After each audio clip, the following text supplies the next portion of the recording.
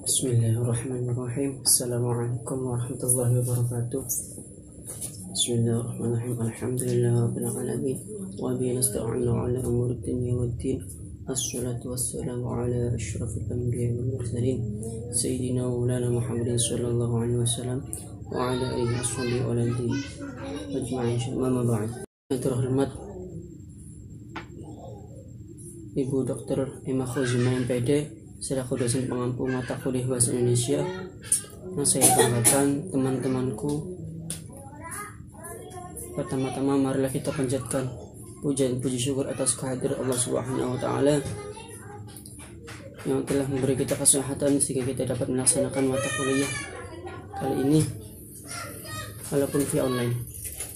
Salawat serta salam marilah kita panjatkan kepada bimbingan junjungan kita Rasulullah sallallahu alaihi wasallam yang telah membawakan syariat sehingga kita dapat mengimaninya dengan baik dan benar. Selanjutnya, marilah kita awali presentasi kali ini dengan mengucapkan basmalah bersama. Bismillahirrahmanirrahim. Selanjutnya, kami akan membacakan beberapa materi kali ini yang akan diawali oleh saya sendiri, yang akan menjelaskan tentang pengertian fungsi dan jenis kutipan. Selanjutnya akan dijelaskan oleh Saudara Ilkhafa Samberjana yang akan menjelaskan tentang cara penulisan kutipan, pengertian dan fungsi daftar pustaka. Yang terakhir akan dijelaskan oleh Listawati Nuraida yang akan menjelaskan tentang unsur jenis serta cara penulisan daftar pustaka. Kepada pemateri saya persilahkan.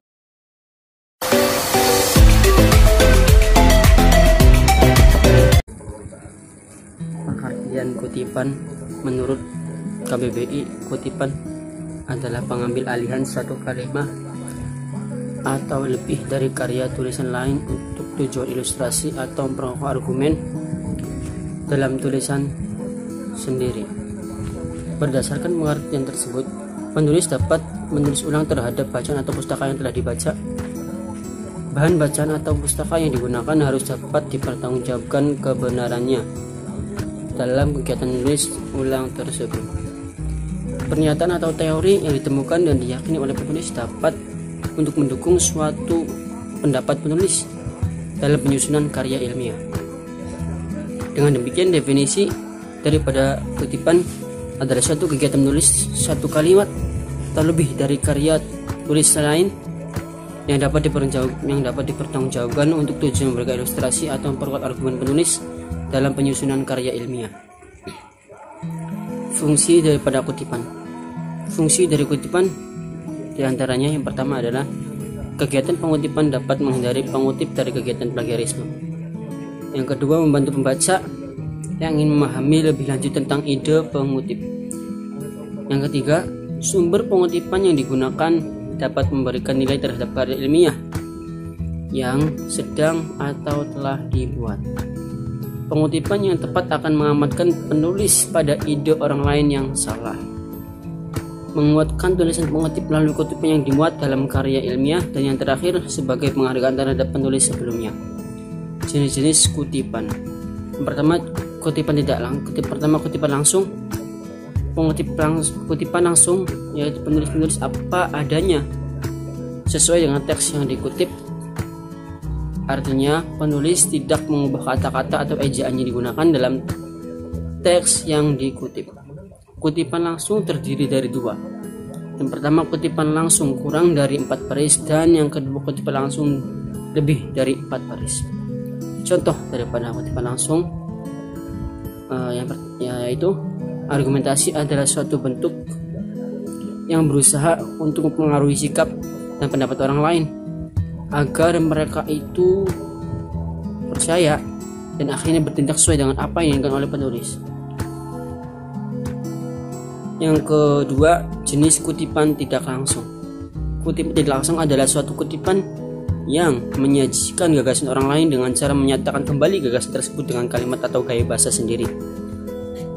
Kalimat yang digunakan penulis berbeda dengan gagasan orang lain yang terdapat dalam sumber aslinya atau memiliki esensi yang sama.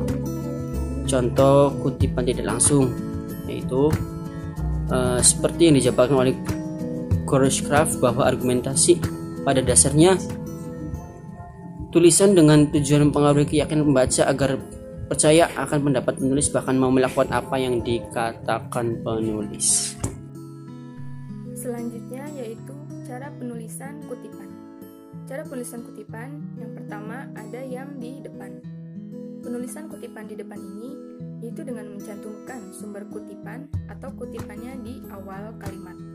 Seperti contoh, MUAS dalam kurung 1989.2 atau halaman 23. Perpustakaan merupakan dan seterusnya. Lalu yang kedua itu ada penulisan kutipan yang di tengah.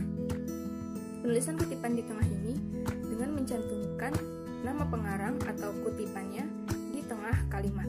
Seperti contoh, mengenai kalimat efektif, Anton M. Mulyono mengemukakan kalimat efektif dapat dikenal karena ciri-cirinya yang berikut: keutuhan, perpautan, pemusatan perhatian, dan keringkasan.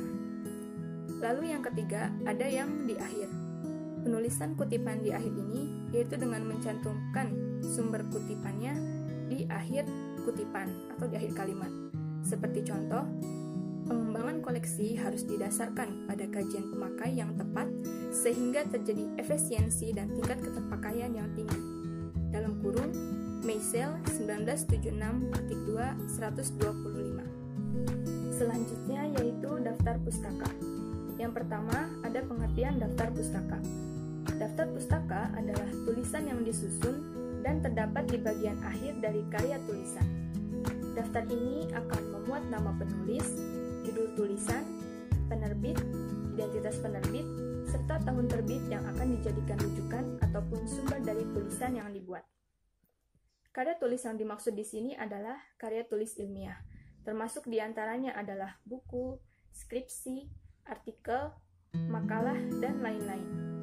Menurut kaidah penulisannya, jika kita mengambil kutipan dari sebuah sumber bacaan tertentu sebanyak beberapa kalimat atau bahkan paragraf maupun referensi lain dalam penulisan karya tulis tersebut, maka kita wajib memberikan sumbernya.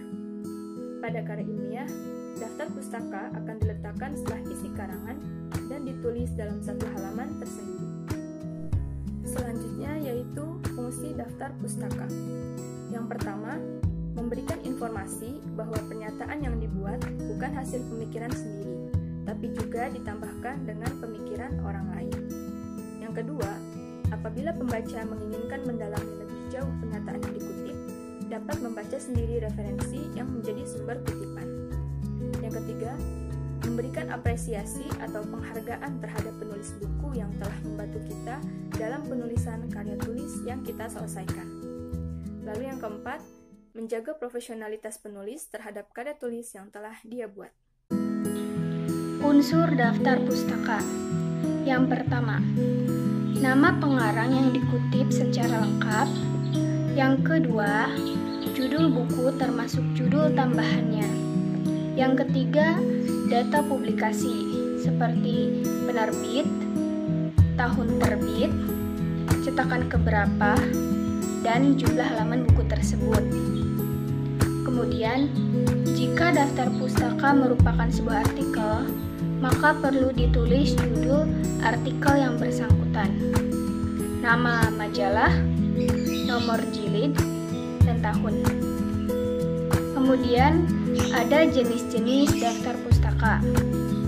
Yang pertama, menggunakan metode Harvard. Yang kedua, daftar pustaka untuk textbook.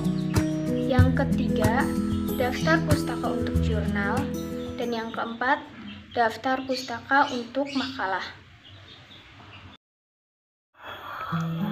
Cara penulisan daftar pustaka. Yang pertama, disusun secara alfabetis. Yang kedua, urutan nama dimulai dari nama belakang ke depan. Contoh, Abdul Hamid menjadi Hamid Abdul. Yang ketiga, nama penulis, tahun penerbitan, kemudian judul sumber yang bersangkutan, lalu nama, kota, tempat penerbit berada, dan nama penerbit. Yang terakhir, Baris pertama dimulai pada ketukan pertama, hingga seterusnya. Dan baris kedua dimulai pada ketukan kelima, atau 1 tab dalam komputer. Jarak antara baris 1 adalah 1 spasi, dan jarak antara sumber satu dengan sumber yang lain adalah 2 spasi.